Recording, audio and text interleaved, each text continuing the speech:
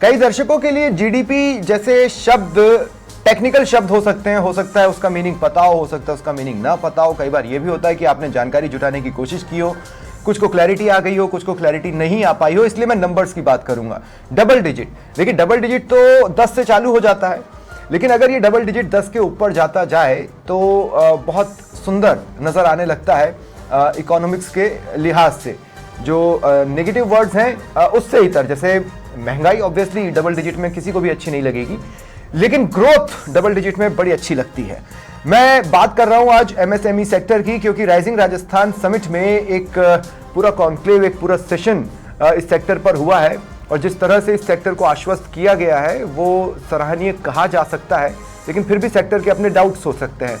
यहां मैं ये क्लियर कर दूं कि देश की इकोनॉमी में जीडीपी में जो एमएसएमई का योगदान है वो डबल डिजिट में है, और वो 10, 15, 18, 20 नहीं बल्कि 30% के आसपास बैठता है। ऐसे में ये तो तय है कि अगर आप प्रदेश की अर्थव्यवस्था को बिलियन डॉलर, ट्रिलियन डॉलर बनाने की उम्मीद या सपना पाले हुए हैं तो आपको एमएसएमई सेक्टर पर ध्यान देना होगा। जिस तरह के फैसले लिए गए, जिस तरह से छूट दी गई है, जानना हम ये चाहते हैं कि एमएसएमई सेक्टर उसको कितना वेलकम कर रहा है। मेरे साथ जो गेस्ट जुड़ रहे हैं आपको इंट्रोड्यूस करवाता हूं। स्वागत है आप सभी का पंचतंत्र में। आपके साथ मैं हूं स्वप्निल। मेरे साथ सीतापुरा इंडस्ट्रीज एसोसिएशन के अध्यक्ष हैं नीलेश अग्रवाल जी, वो जुड़ रहे हैं। विनय गोधा जी जॉइंट सेक्रेटरी हैं फोर्टी के, वो जुड़ रहे हैं। और मुकेश इंदौरिया अध्यक्ष हैं जेडा के, यानी जयपुर इलेक्ट्रिकल डिस्ट्रीब्यूटर एसोसिएशन के। मैं आप सभी का स्वागत करता हूं समाचार प्लस पर।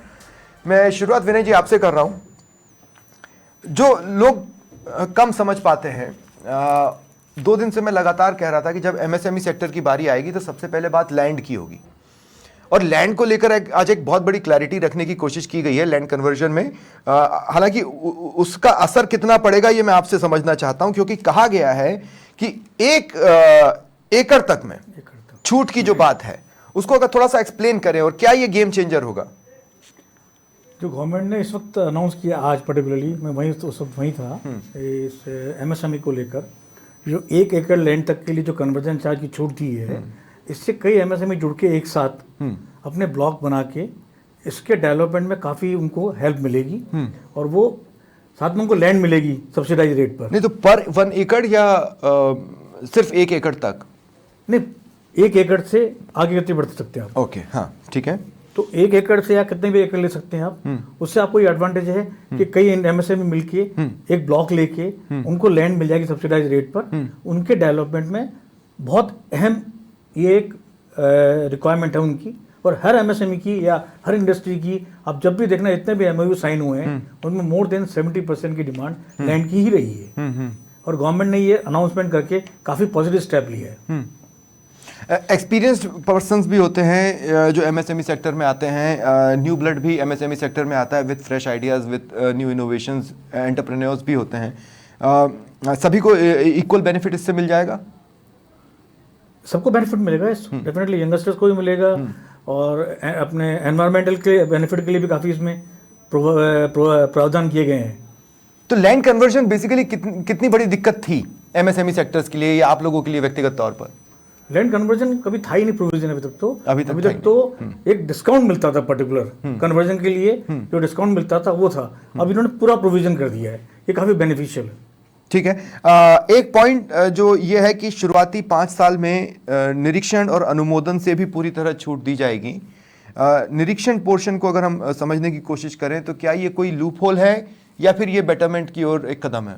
काफ़ी बेटरमेंट है। एमएसएमई हर साल इसको ये रहता है कि कब इंस्पेक्शन के लिए कोई आ जाए या कब कोई वेरीफाई करने के लिए बार बार आए। वो बार बार आए तो परेशान होते हैं उससे 5 साल तक के लिए किसी भी तरह की इंस्पेक्शन या वेरिफिकेशन की छूट है, उससे वो अपने काम में काफ़ी तरक्की कर पाएगा।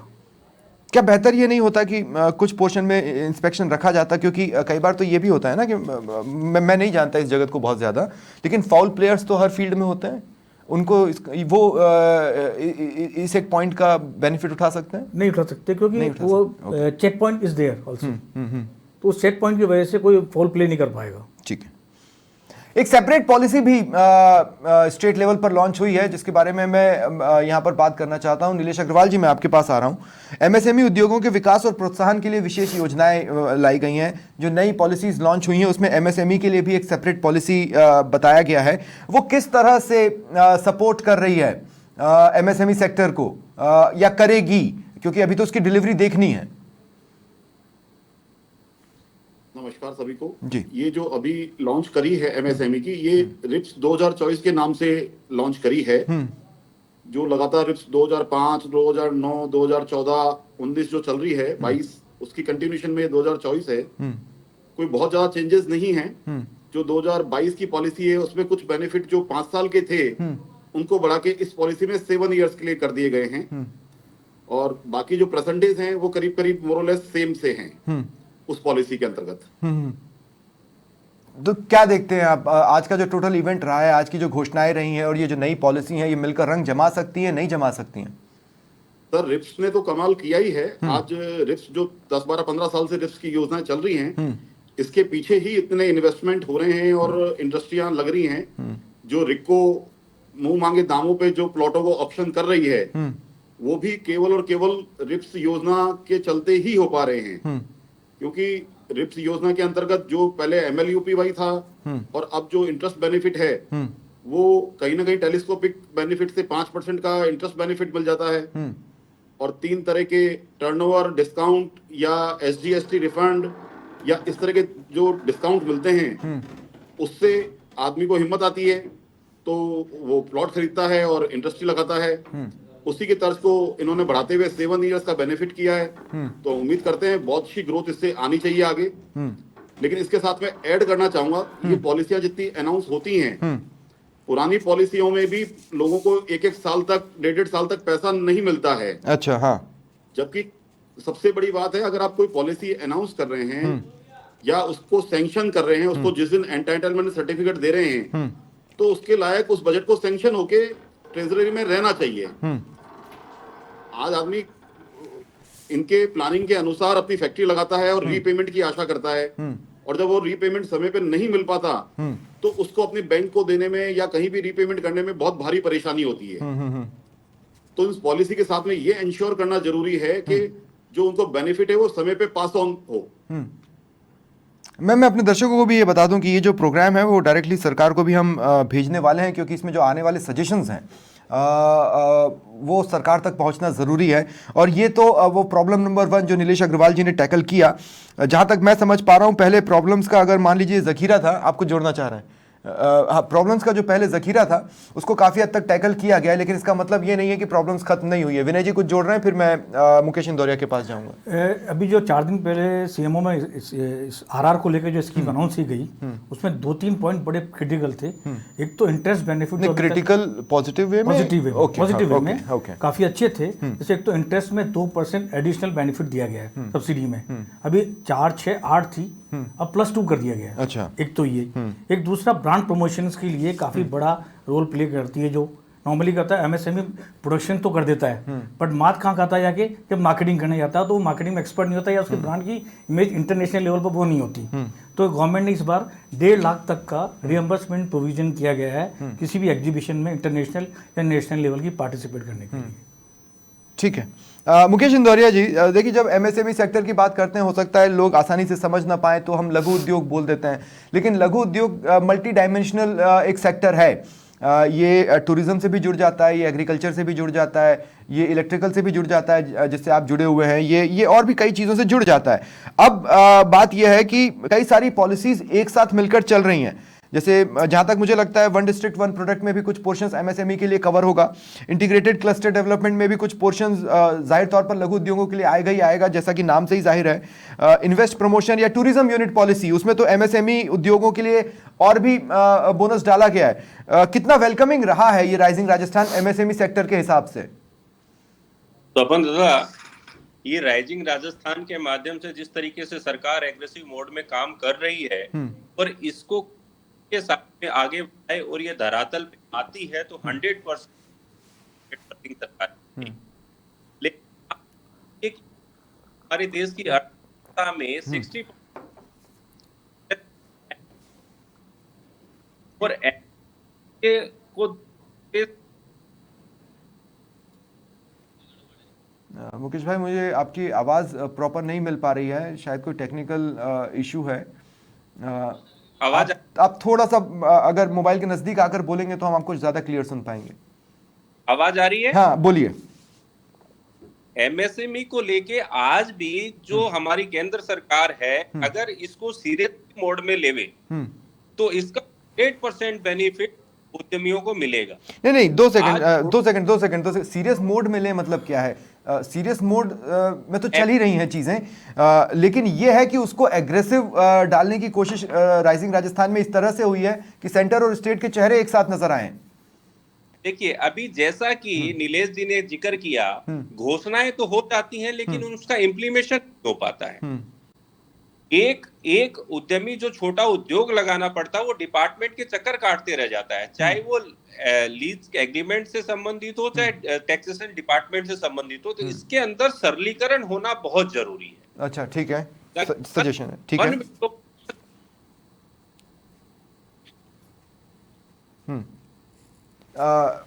सिग्नल्स हैम्पर हुए हैं, लेकिन सरलीकरण, हाँ, ये बिल्कुल ये बात बार बार सामने आती है, खासकर उस पैटर्न पर जब हम सदियों से सिंगल विंडो सुनते आ रहे हैं, लेकिन सिंगल विंडो को कभी हमने खुलते हुए ना देखा हो ऐसी कंडीशन में। और दूसरी बात यह है कि लोग ये सोच रहे हैं कि फिर क्या बदला। ऐसा तो नहीं है कि ये महाकुंभ पहली बार लगा है, हर बार का महाकुंभ पिछले महाकुंभ से तो बड़ा और बेटर होगा ही होगा। लेकिन अभी तक होता ये था कि आप ये समझ लीजिए कि मठाधीशी थी, किसी एक शख्स के पास सारी पावर्स ले देकर आ जाती थी, लेकिन इस बार पावर्स का डिस्ट्रीब्यूशन किया गया है।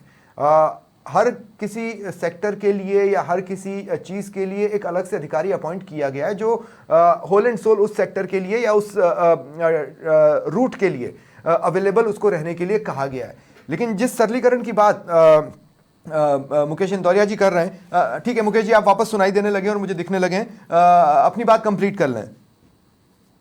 देखिए, एमएसएमई के अंदर जो स्मॉल स्केल के उद्यमी जुड़े हुए हैं स्वपन जी, उनको टैक्सेशन को लेके जो रियायतें अपन दे सकती है सरकार, अगर उसके अंदर सरलीकरण हो, आप उसका कंपेरिजन बड़े उद्योगों से जोड़ देंगे तो वो कहां उसका बेनिफिट ले पाएगा। सही, ठीक है। जैसा कि सरकार बहुत अच्छा कदम उठाया था 45 डेज के जो पेमेंट का आया था पिछली बार बजट के अंदर, लेकिन उसका फायदा होने की बजाय बहुत से व्यापारियों को तो नुकसान हो गया।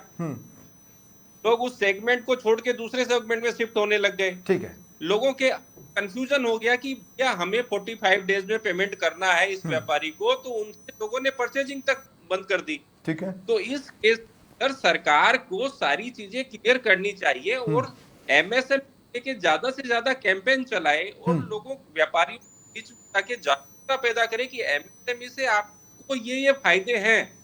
अभी तक व्यापारियों को ये नहीं मालूम कि एमएसएमई में को क्या फायदा होने वाला है। ठीक है, ठीक है, एक एक राउंड और मैं आप सबके पास आऊंगा। मैं नीलेश अग्रवाल जी आपके पास आ रहा हूं। हो सकता है कि मैं इस पॉइंट पर गलत हूं, लेकिन फिर भी मैं ये कहना चाहता हूं कि जो ऑलरेडी उद्योगपति हैं, भले ही वो एमएसएमई से जुड़े हुए हों या किसी भी फैक्टर से, वो सब तो कवर हो रहे हैं, लेकिन अपकमिंग या न्यू जो आ रहा है या जो एकदम फ्रेश जीरो से स्टार्ट करने वाला है, उसके लिए फाइनेंसेस की प्रॉब्लम होती हैं और सारी तरह की दिक्कतें होती हैं। क्या ये बेहतर नहीं होता कि वो अवेलेबिलिटी या लोन जैसी जो स्थितियां हैं उसको थोड़ा और क्लियर किया जाता, क्योंकि बजट में इसके आसपास की बात की गई थी। सर, जो नए एंटरप्रेन्योर्स हैं आजकल, पहले जमाने की बात करें 15-20 साल 10 साल की, तो लोन अवेलेबिलिटी तो बहुत इजी है किसी भी बैंक से। आपके पास लैंड होना चाहिए। आज लैंड जैसे सरकार ने कहा है हम देंगे, लैंड के मामले में भी मैं ये कहना चाहता हूँ, सरकार को हमने पहले भी कई चैनल्स पे ये कहा है, बहुत हार्ड कंप्लाइंस के थ्रू के तहत देना चाहिए। ऐसा नहीं हो जितने एमओयू है, आपने खुद ने ही कहा था, जितने एमओयू हुए ये लैंड सभी ने लैंड मांगी, अधिकतर ने। और जहां तक मेरी नॉलेज है, अधिकतर लैंड के लेने के लिए ही एमओयू किए गए हैं। तो सरकार को सबसे पहली बात तो ये देखना चाहिए कि कौन सीरियस है, और जो सीरियस है उसको बहुत ही हार्ड कंप्लाइंस के तहत लैंड देनी चाहिए। ताकि वो प्रोडक्ट धरती वहां पर धरातल पे आए। ऐसा नहीं हो कि लेकिन लैंड दे दी, उसके फिर बाद छूट प्रोजेक्ट का नहीं मीनिंग आ आप रहा। अपने हिसाब से क्या ले रहे हैं? जिस छूट की बात लैंड कन्वर्जन में की गई है उसको आप किस तरह से ले रहे हैं? मतलब वो क्या है? इसको तो एलोबरेट करना पड़ेगा समय पे, जो इसका नोटिफिकेशन आएगा। देखो हाँ। क्या था, बोलना एक अलग बात होती है, नोटिफिकेशन के तहत क्या लैंग्वेज लिखी जाती है उस पर डिपेंड करेगा कि क्या छूट का मतलब देना चाह रहे हैं ये। और जहां तक आपने जो क्वेश्चन था नए लोगों के लिए, देखो नए लोगों के लिए लोनिंग लेना या लैंड लेना वास्तव में एक टफ जॉब है आज के जमाने में। एग्जैक्टली हाँ। मतलब इतना इजी नहीं है। हाँ, इसीलिए मैं कह रहा हूं कि स्टार्ट भी अगर कम चैलेंजिंग रहे तो हम और भी लोगों को आकर्षित कर रहे होंगे। सर लेकिन उसके अंदर यह है कि आज देखिए, आज बिजनेस का जो छोटे स्केल पे बिजनेस इंडस्ट्री लगाना, छोटे स्केल पे हम बात तो कर रहे हैं एमएसएमई की, लेकिन छोटे स्केल पे सर्वाइवल नहीं है सर। अच्छा ठीक है। हम तो इंडस्ट्री चला रहे हैं 31 साल से, छोटे स्केल पे सर्वाइवल नहीं है इंडस्ट्री का। ठीक है, मतलब जब छोटे तक आप स्केल पर मीडियम सर्वाइवल लेवल पे या नहीं है। लार्ज स्केल पे नहीं जा पाएंगे। ठीक है, तब तक छोटे स्केल पर survival नहीं है सर्वाइवल सर, नहीं small- है, लेकिन बिल्कुल क्या नहीं है सर वो survival। सरवाइव कर पाए उस तरह का एटमॉस्फेयर बनाने की अगर कोशिश हो तो एमएसएमई सेक्टर 30% का योगदान जो जीडीपी में दे रहा है उसको एक्सटेंड करने की स्थिति में आ सकता है। लेकिन विनय गोधा जी, मैं आपसे भी ये पूछना चाहता हूँ। देखिए अब दो चीज़ें हैं, एक तो वो लैंड जो गवर्नमेंट अपनी तरफ से बताएगी कि आप यहाँ पर कर सकते हैं, दूसरा वो लैंड जो एमएसएमई सेक्टर से जुड़ा व्यक्ति चाहेगा कि मुझे ये मिल जाए। इन दोनों में कई बार क्लैश की स्थितियां बनती हैं, तो ये छूट इस क्लैश को कम करेगा या नहीं करेगा? अभी ये क्लियरिटी नहीं है इसमें। हाँ। कि ये छूट पर्टिकुलर एरिया के लिए मिलेगी या जो गवर्नमेंट खुद अलाउड करेगी उस पर मिलेगी, अभी क्लियरिटी नहीं है। बट एज ए एमएसएमई, मैं खुद एक एमएसएमई हूँ, मेरी खुद की रिक्वायरमेंट ये रहेगी कि जहाँ मेरा प्लांट लगा हुआ उसी लाइन में मैं या उसी डायरेक्शन में वो लैंड मिले। हाँ। पहली चीज़। और दूसरा आपने जो पॉइंट रेज किया था यंगस्टर्स के लिए और सबके लिए, एमएसएमई के लिए, तो एमएसएमई के लिए सबसे महत्वपूर्ण किसी भी यंगस्टर्स को 4 रिक्वायरमेंट होती है। पहली लैंड, जो बहुत प्रॉब्लम वाली इशू है, क्योंकि उसका कैपिटल का 60% या मोर देन 60% लैंड और इंफ्रास्ट्रक्चर में लग जाता है। यदि वो मिल जाए प्रोविजन तो उसको काफ़ी बेनिफिट रहेगा। दूसरा उसको लोन के लिए गवर्नमेंट की स्कीम्स तो काफ़ी है, अनसिक्योर्ड लोन के लिए गवर्नमेंट की स्कीम है, बट बैंक उसके लिए काफ़ी हडल खड़े करता है। CGTMSE ऐसे में गवर्नमेंट की स्कीम है कि अनसिक्योर्ड लोन एंटरप्रेन्योर को दिया जाए।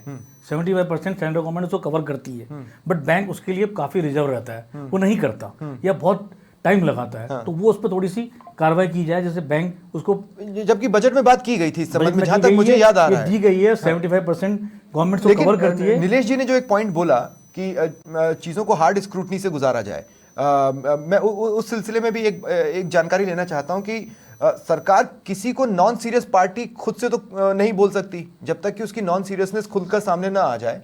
तो उस नॉन सीरियस पार्टी के लिए फिल्टर क्या रहना चाहिए?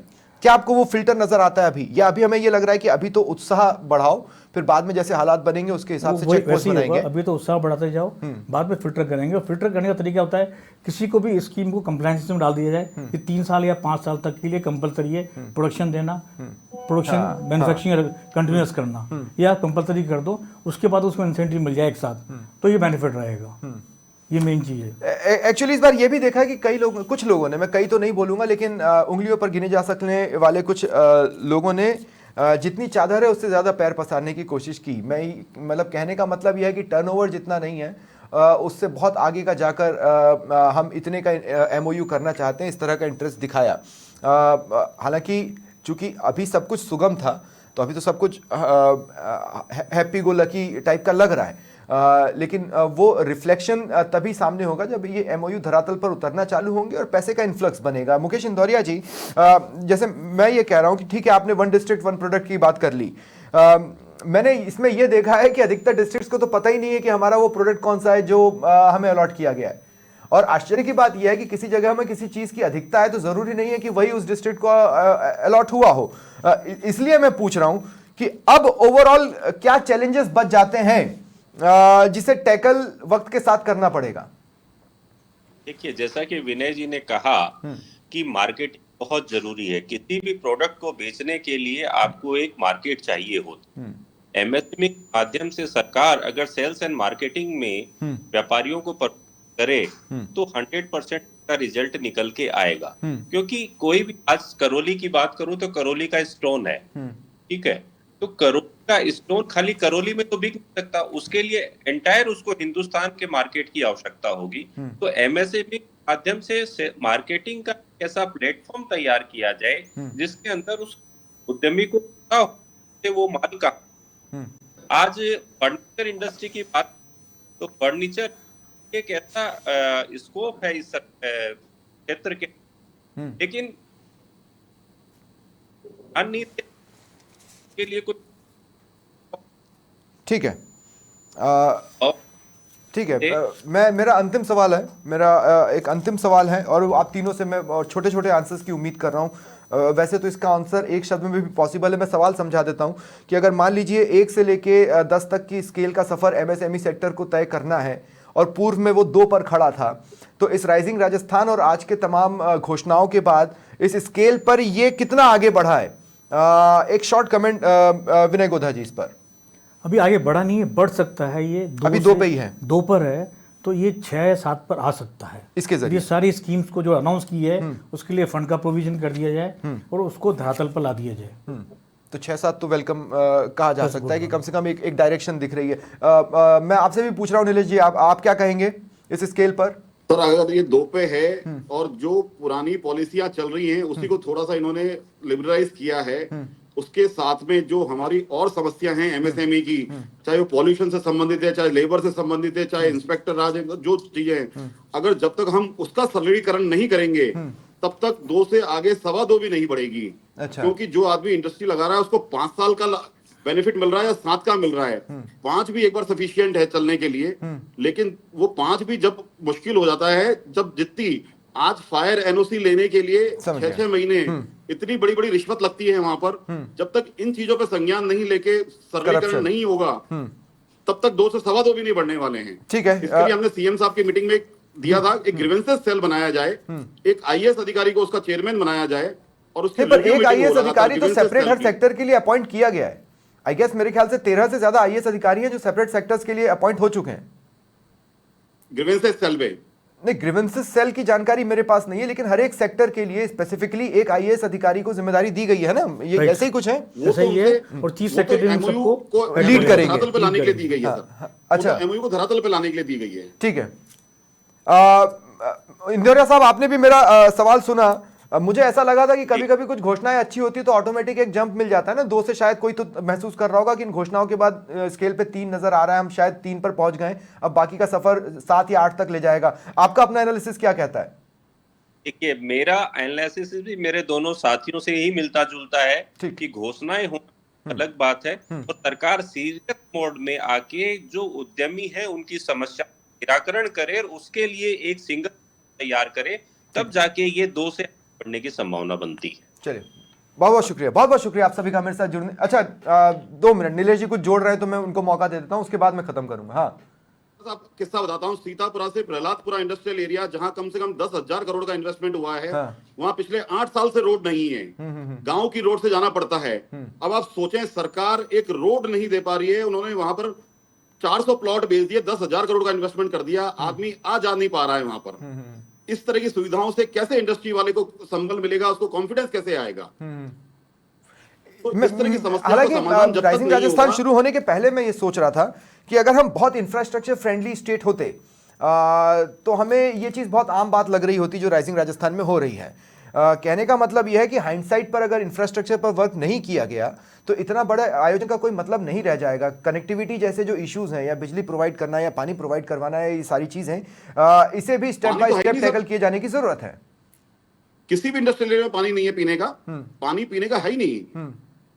यदि हमारे एग्जिस्टिंग एग्जिस्टिंग इंडस्ट्रियल एरिया जितने भी हैं उनको पूरी तरह से डेवलप कर दिया जाए, उनके लिए फंड प्रोवाइड कर दिया जाए, तो काफी बड़ा इन्वेस्टमेंट ऑटोमेटिकली वैसे ही मिल जाएगा। ये इंडस्ट्रियल एरिया अपने आसपास खुद एक टाउनशिप बनाने का मादा रखते हैं, जिसका अपना सेपरेट हॉस्पिटल्स हो सकता है, अपने सेपरेट स्कूल कॉलेजेस हो सकते हैं। बगरू को देखो, विश्वकर्मा को देखो, सबकी हालत बहुत खराब है। ठीक है, पर उस दिशा की तरफ बढ़ना है। चलिए, बहुत बहुत शुक्रिया, बहुत बहुत शुक्रिया आप सभी का मेरे साथ जुड़ने के लिए। फिलहाल इतना ही, नमस्कार।